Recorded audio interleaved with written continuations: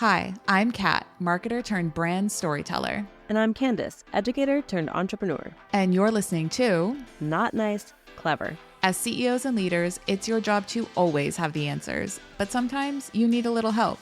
Leverage, if you will. We get it. This is the place for you. So wherever you're listening, 5:30 a.m. club at the gym, on your way to your next meeting, or putting out today's fire, let's get into it.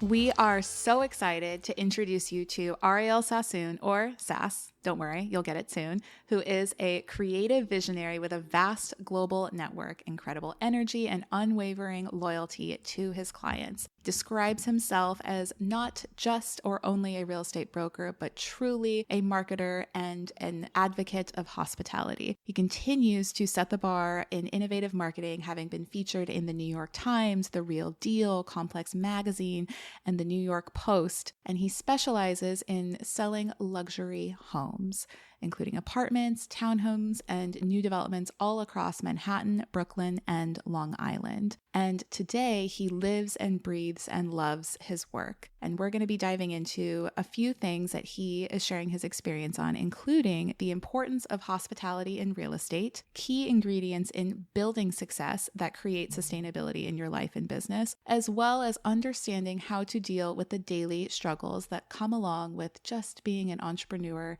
playing the game. So let's dive in.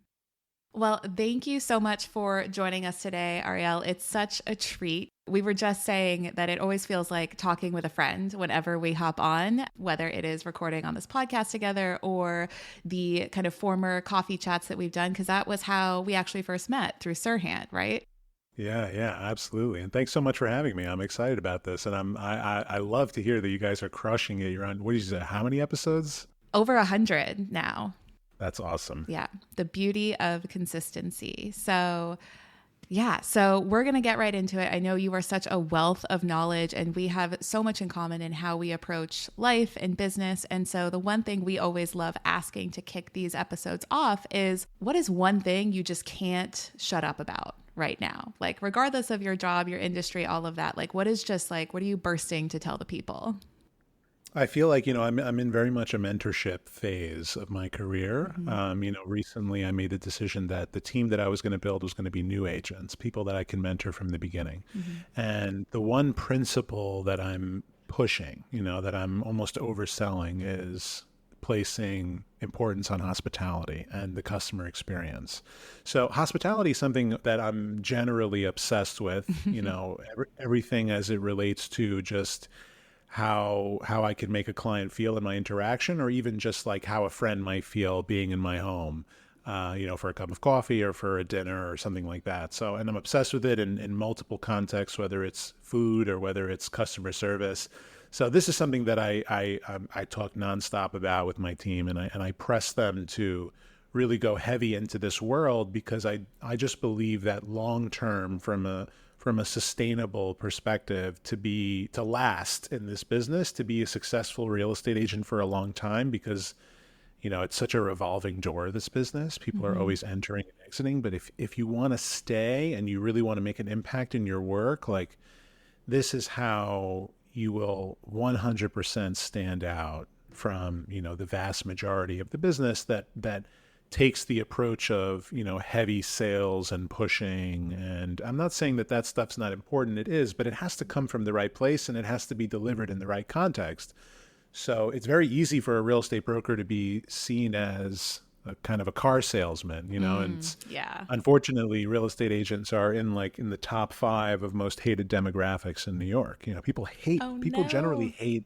People hate real estate agents. People hate brokers. In fact, I hate using the word broker. When people ask me what I do, I never say I'm a broker. Yeah.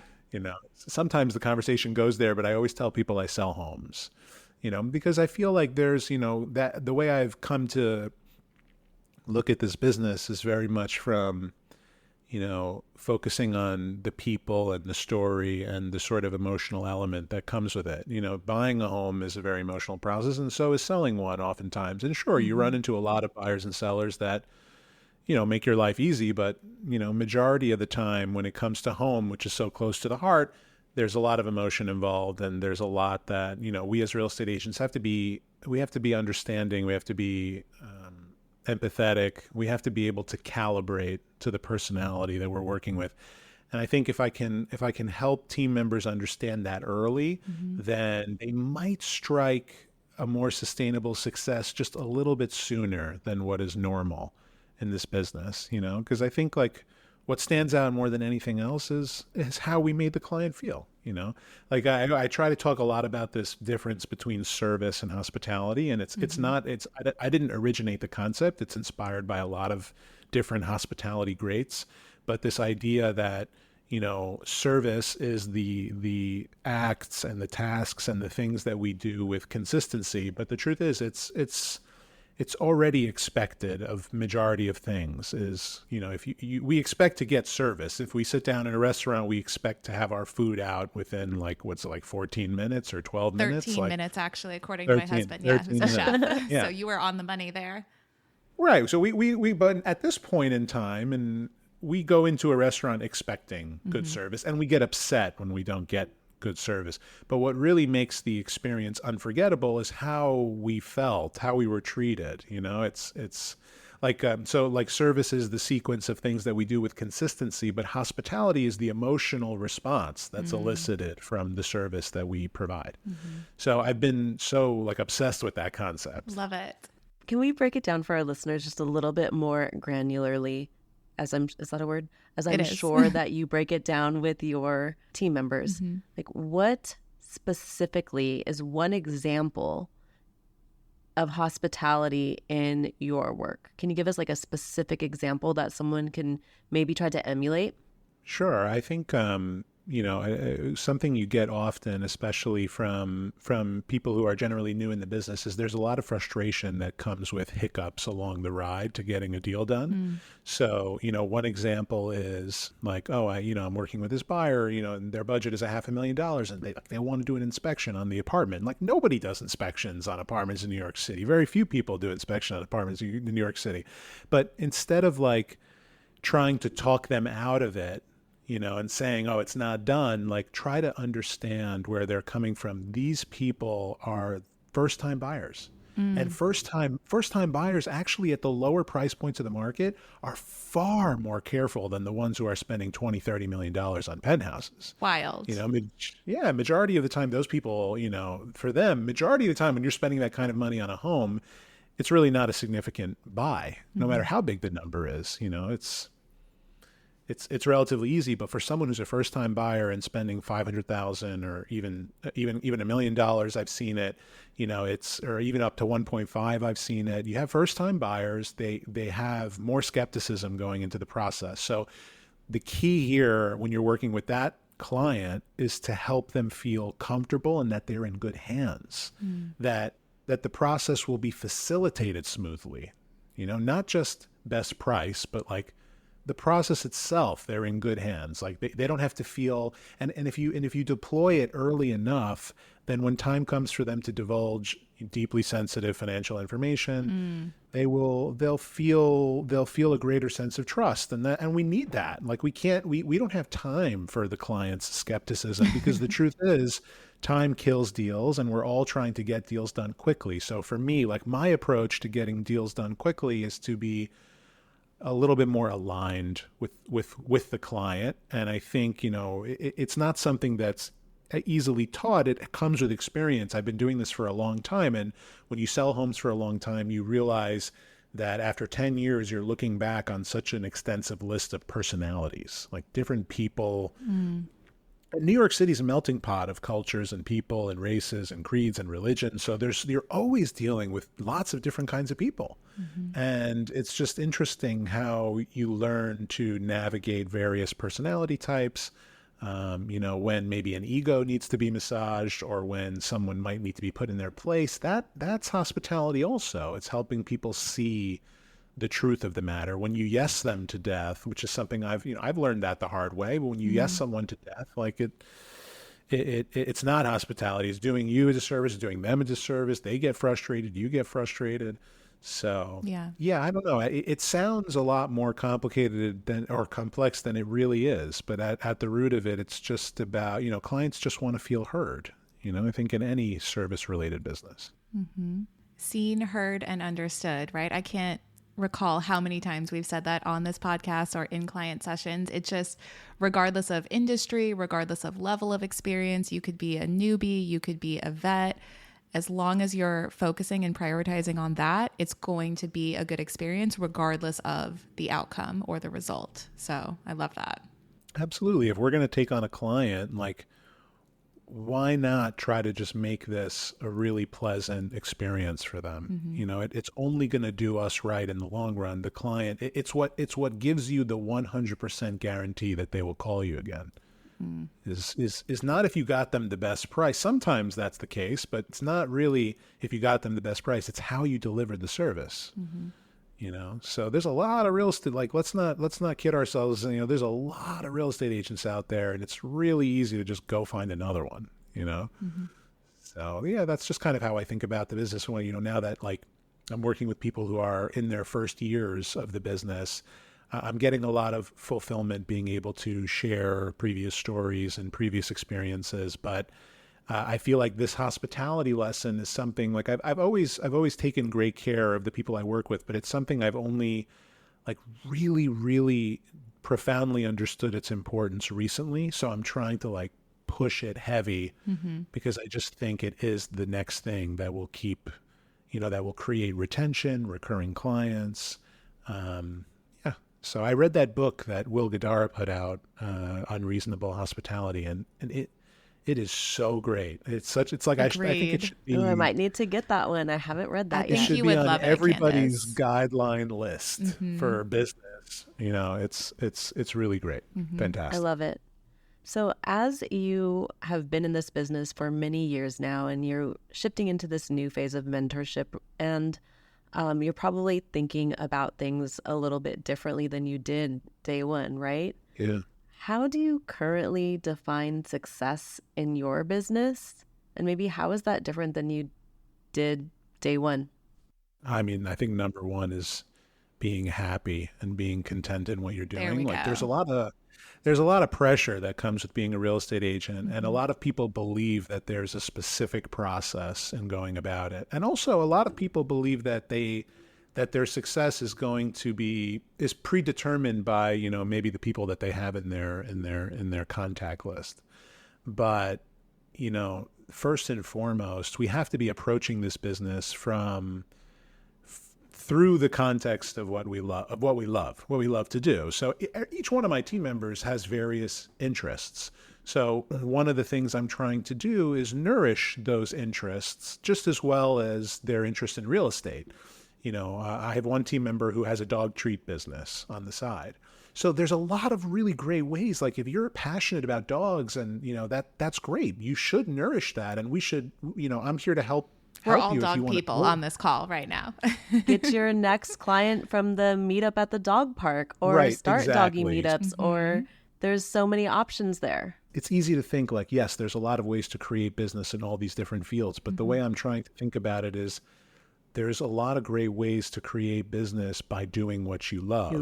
100%. So We love if you that. love being in the presence of dogs, she said, like, I stop every dog I see on the street. Oh my goodness. And I was like, okay, like, we have our answer here. Like, your passion is going to lead you home, So the fact that she might be able to hand out free treat samples along with, even just an Instagram handle that could lead someone to learning that she works in real estate, and, like, the pleasant interaction, like, and giving someone a free dog treat is a hospitality moment. It's a hospitality intervention, if you will. Intervention. I love that. Yeah. So, and that's not original to me either. Yeah. So I picked up a lot of, like, good ideas recently. I love that. Yeah. So, and, like, I have another team member who's a comedian, and we were talking, and she told me that it had been a long time since she was on stage, and she was kind of struggling to stay inspired in the world of real estate. And it's about going there, like, going deep into the comedy space, because if you do really well with that, and you maybe capitalize on where the social media attention is for comedy content right now, which is, it's a lot. There's a lot of attention out there on comedy. But if you might be able to nourish even a small network on social media with that kind of content, those are all the jabs, and then you throw the right hook when you're ready to sell them something. But even if you, right before you walked off the stage, just said your name and what you do, I just think there's a lot of ways to tackle this business. There is no formula, and that's part of why I love it.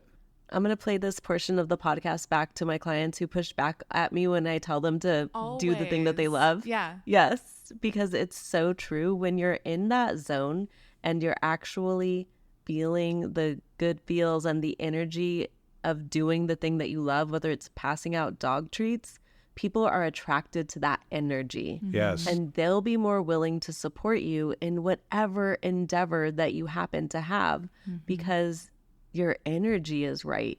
Yes. And when you're trying to force yourself into putting the just listed, just sold, buy a house every single day, then it doesn't feel good, and no one's attracted to that. Yeah. My coach recently told me something interesting, and she actually reviewed this Trump video before I posted it. Oh, interesting. Okay. Yeah, and we spoke about it at length. She's really key for me. I tell people a lot, like you should get a coach. Like having a coach, having someone in your corner who can not only give you the strategy that you need, but also just sort of like an accountability partner, if you will. But I showed this video to her, and she said something interesting to me. It was a great piece of feedback, and she said, "Listen, this video is great, but now the approach that we want to take moving forward, that you should take moving forward, is a little bit less in stating your history.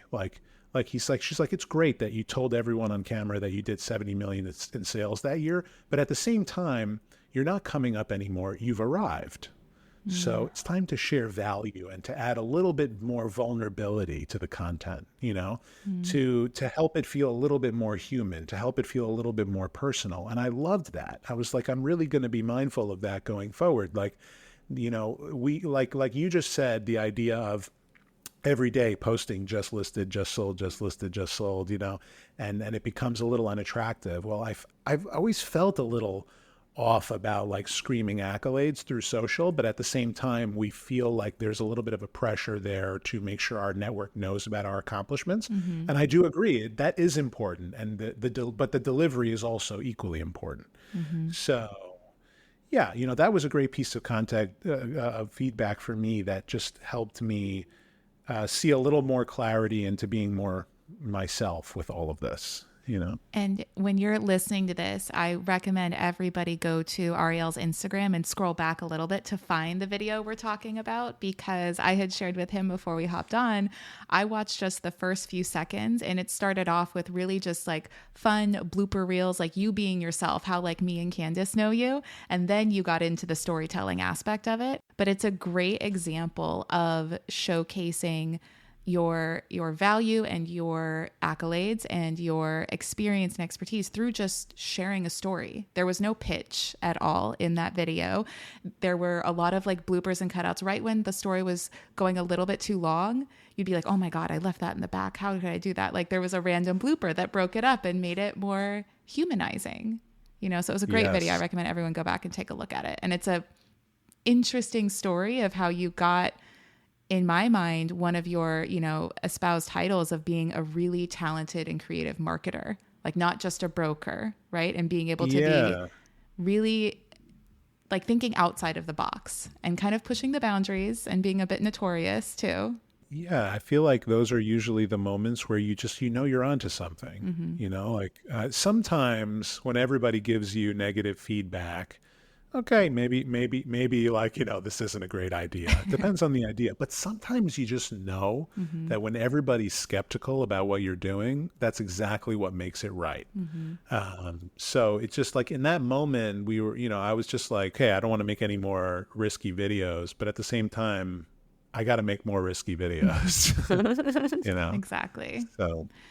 So you've shared a lot about your ethos and perspective on hospitality, which that you and I align greatly on it. I also have a background there. What would you say are some other kind of key ingredients having gone into this mentor phase now and you're working with newer agents, hospitality is like the core, but what are some other like maybe more tangible key ingredients, habits, processes, would you say? There's no formula, but what have you found have been some other really helpful ingredients for success for you?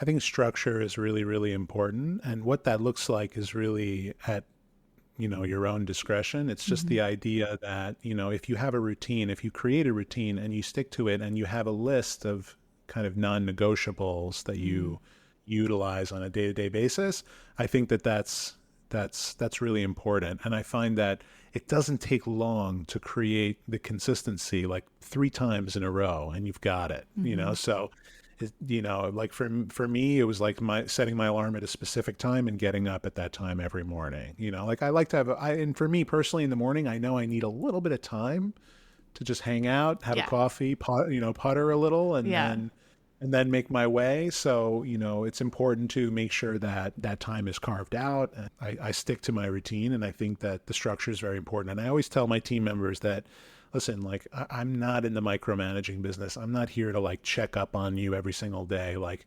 your success is created by you and I'm going to help you get there. But the idea is like, you can do whatever you want. Like, I don't care if you have 5 or 6 different jobs, like as long as whatever the work is that you're committing to is getting done and it's getting done when you say it's going to get done, then I'm happy. And as long as the client experience is not compromised in any way by whatever it is that you're doing, I'm happy, So that's really it. Like structure is really important, but I think freedom is also really, really important, and giving people room to make mistakes and correct mistakes and, figuring it out. But I think also, just a key core fundamental is just, you got to know your stuff. You got to know your inventory. You got to know what's going on in the market. You should know how many contracts were signed last week. Like, you have to always be prepared for the question that every single person asks when you haven't seen them in a while, or if you tell them what you do. And that question is, how's the market? So you need some kind of answer that doesn't sound like every other answer. Like, you need, so and that comes with doing your own research. So I think, I encourage agents to be investigative and to develop investigation skills and market research skills. That stuff's important. But other than that, like, I don't know, I keep it pretty free. Pretty flowing. That's good. Yeah. Yeah, well, I like entering that. that's like my whole world is like I'm always trying to like enter a state of flow, like, I love that. Us too. it's like, it's Same. hard to start. The hardest is starting anything. If you have to edit a project, starting it is the hardest part, but like you're looking for that state of flow where it's like, oh my God, like 3 hours just went by, I had no idea, Yep. Oh, So, I love when that and happens. I love that in the kitchen too, when like being, when you can grab ingredients and just enter a state of flow and put something really nice together. Me too. That was one of my ways I unwind in the kitchen. So we know that, as your coach said earlier, you have arrived. You're at this place in your business where things are looking really good. But we also know that there's probably been many struggles to get to this place. So for our listeners, and also for Kat and I, we love to hear stories about when it was bad, and we've all been there. What kind of kept you pushing through, or what did your bad look like? It's an interesting question. It's because I kind of feel like, like the hustle always exists, but so does the struggle. But the truth is, I'm 32. I don't think anyone, especially with a family in their 20s and 30s, really lives in New York City. We all just survive here. Like that's really how it is. That's not a bad thing, but that's a big part of what draws people to New York City life is that, but yeah, it's still a struggle. It's not easy going into this. And like, yes, I've arrived in the perspective that I've reached a certain point in my career where I can be, I have a good record to look back on. Thank God, a good reputation to look back on. And now it's time to share a little bit more vulnerability and a little more value to my audience from that context. But it never stops. Like, there are months where, you're high up, and there are months where you're down low in the place of money. But I think it's just really about, and this is another thing my coach has always pressed me on is you have to play your game. Like no matter what, you have to keep playing your game. And that means that when financial struggles, come before you, it's not about, I would have a tendency to let that stop me in my tracks, or it would affect my flow because it's on my mind all the time. But no, like we actually have to go, the only way to get out of the fire is to go through it. You can't go around it. You can't go over it. You have to go through it. There's no magic pill. There's no shortcut. Yeah, it is what it is. It's not easier for you than it is the other person. You know what? I'm starting to think more and more about this is that we all make it look easy, And I hate that. I hate when someone tells me like, you make this look easy. It's like my worst thing because it's so not, and it's always a struggle in some way, shape, or form. And I try to remind myself at the same time, like this is what keeps you. You asked what keeps you going in those moments. Yeah. This is what keeps you going, is taking a moment and saying to yourself, because it's the truth, I have everything. I live in New York City. I work for a great company. I married an amazing woman. I have 2 amazing daughters. I have a great family. And thank God, I know that I have certain advantages in that context because of that. Not everybody has that, and family, and live in New York City and all that stuff. So I acknowledge that, and I work my ass off for it. You too, no doubt.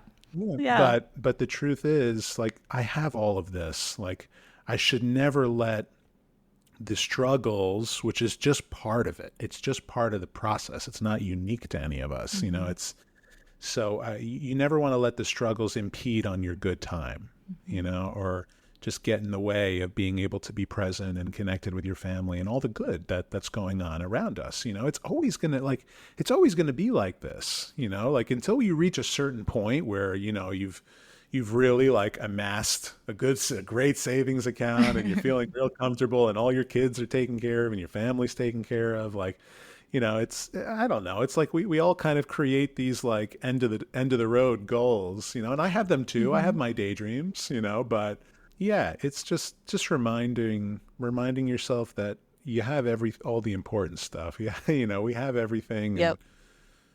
And, enjoy it. Yeah, that's it. And speaking of daydream, Ariel, it's like you're reading our minds with the questions that we wanted to ask you today. So our next question for you is really like looking back. And by the way, I did not know you were 32. You like have the gravitas of someone who's like 42, but you do also look 32. So like that was really surprising and nice for me. But I get that a lot. Thank you. Yeah. So one question that we'd love to ask you is, of everything that you've done so far and everything that your creative and visionary mind can think of, what's one thing that is still just a daydream or still a dream or a vision for yourself that's not yet a reality? What would you like to make real in the next year or 5 years or decade? Like, where is your mind there? I think like my goal line daydream, like has always been like, surrounded by family in like a big townhouse in New York City. Like that's the ultimate dream, like Thanksgiving with a massive family in a town, like that's, so I come from a family with a lot of siblings. So like, that's kind of like an organic part of what I'm reaching for, so yeah, but I don't like 5-year goals, let's say. I don't know, for me, I go year by year, and I'm trying, I try to be present, really present with my work. And, when you do great work and you take good care of that work, as Ryan has often said, that work will take care of you, and the more opportunities will open up. Like, an opportunity opened up for me to start a business marketing boutique hotels across the world, and it's a side hustle, just a thing, but that wasn't part of my plan, Global marketing agency for boutique hotels is just on the side. Deal. Yeah. NBD. Yeah, exactly. Yes, exactly. So, yeah, but listen, that idea came to me, in the span of a year or two. It wasn't part of my plan, so wow. That's amazing. Yeah, it's just, I guess I'm a little less structured that way, Can you share with us one thing that you previously dreamed of that is now part of your reality because of the work that you've done? Yeah, I guess all of it. Like when really all of it. Like Yeah. I knew when I started, like how I envisioned myself, which was like, living in New York City and wearing a suit every day and going to my own office and having a good reputation with clients, a good history to speak of, like, and So just to get this clear, so you weren't like born in a suit, like ready to sell New York City real estate? That was not how it happened? well, when I first jumped into the business, I took a lot of, pride in dressing up and wearing, and I still do. I love to wear a suit. It's no matter the weather, it's like my favorite thing to put on every day. But it changed. Like in the early stages of my career, I was trying to be that, like, the lofty salesman with the lofty goals and the numbers and the cold calls and from all the The movies. CRM and Yeah, and like, I wanted to be like the Harvey Specter of real estate, just like ass kicking all the time. But then I had to, like, throughout my process over the next few years developing my career, I had to, like, really just come to actual grips with who I really am and, what is it that keeps me inspired and moving every day. And I was struggling to stay inspired to stay in the business and until I, like, Because you were trying to emulate a formula yes, that you saw yeah, that you thought worked. Oh, this is gold. I It realized that we all do such a great job of making this business look fun and cool and sexy and everything and all the content and the shows and this and The that. TV shows. But Yeah. listen, no one really sees the level of work that really goes into this. And to touch back on, those struggles that get, those personal struggles are all part of it. It affects our day to day, so it's no one really sees what's going on there. So I always love to see content that shows a little bit more of a vulnerable side, but it has to be real because it's very clearly noticeable when it's not. it is. So we like to I jump forgot the into... question. I'm sorry. That's okay. We could do whatever we want here. It's okay. That's the joy of this. This is our podcast. Yes. You are our honored Thank guest. you. Yes, we're so excited to have you here. We'd like to wrap up your interview today with a rapid fire set of questions. So just off the cuff, first gut feeling, no wrong answer. Oh my God, so much pressure. What is one of your childhood nicknames? Sass. Sass. Yeah. Because of Sassoon. Oh my gosh. That's so perfect for Not Nice Clever. It is perfect for you though. Yeah, I love it. Okay, your go-to lazy dinner. If you've just like had a day and you need a lazy dinner, what's your go-to? I popped 2 frozen burgers in the oven. My wife and I both love that. Love it. Perfect. Okay, hot or iced coffee? Iced in the summer, but hot coffee in preference. Okay. What is the best non-curse word, one word insult? So I'll give you an example. My grandma calls someone a crumb if she's really mad. You crumb. Is there a one word insult you have? I don't know. Non-curse word. My insult words are pretty bad, and they're in a few different languages too. Yeah. Oh, there you go. And all different languages. Okay. What makes you nervous?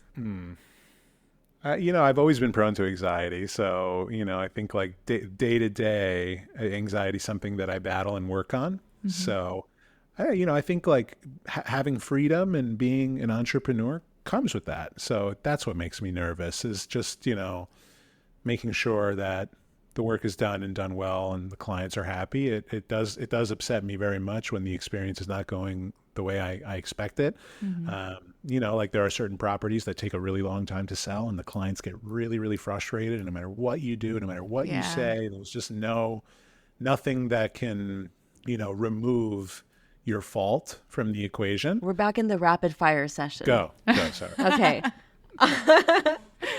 Last thing that you bought online. Last thing that I bought online. Or what's in your Amazon cart? I bought 3 books. I bought them share one. tonight. I bought one book about the Israeli Mossad, which looked really, really good. Interesting. Yeah, and why did I forget the other one? Don't worry about it. I only asked you to share one. You're good. So I have a love-hate relationship with the airport. I'm at the airport multiple times a month. And I need to know your answer on this because my husband and I are trying to like settle a debate. So do you get to the airport 2 hours ahead or 2 minutes ahead? 2 hours ahead. Oh gosh. Ariel's my people. Okay. 2 hours. I can't just run to the gate. It doesn't. First of all, airport culture is only getting better and better, so so you could like want to hang out in the airport. Yeah, I know. My husband's trying to sell me on spending more time in the lounge, Well, it depends on the context. Okay. Yeah. Like when I had to fly, to Greece on business. So I decided. Oh, you had to. That's rough. Yeah, it's very rough. So I got to JFK. And I took a shower in the first class lounge, and I took my time. I'm not mad at that. Yeah, it was awesome. It was awesome. Right. Great. So, yeah, because you always kind of feel a little dirty at the airport, so that's lovely. Listen, I love that. If I'm flying to Miami, I'm not I'm not rushing to spend time, in front of at my gate. But generally speaking, I like to give myself time. Last question. So Kat is obsessed with Marvel. Personally, I don't really get it. But if you had a superpower, what would your go-to superpower be? Probably fly. I mean, just being able to fly it's just a major game changer. Pretty cool. Yeah. Yeah. Or just having the brilliance of Tony Stark, just Seriously. that brain. Yeah, and the attitude, right? To go along with it. Like, that's perfect. And the suit and the we'll car. We'll be here for a long time if you get her started on this. I know. Just and I'm going to reel it back in. I'm excited for phase 5 to continue. So thank you, Ariel, for joining with us today. I would love for you to share where people can find you online. Where's your digital home that you love to hang out at that people can reach you at? Yeah, mostly on Instagram, just my first name _ my last name. You could same thing with YouTube and all the rest. Okay, amazing. Well, thank you so much for hopping on today. It was really a pleasure to dive in further with you. Thank you, guys. Thank you so much. I appreciate you having me, and keep going. Over 100 episodes. I love it. 200. Here we come. All right. Thanks, guys. Thanks for joining us on Not Nice, Clever. Remember to follow Not Nice, Clever wherever you listen to audio. And if you haven't already, drop that 5-star review. Share your takeaways. Tell us your story. We love to hear it. Signing off, you're not so nice, but oh so clever besties that mean business. See you soon.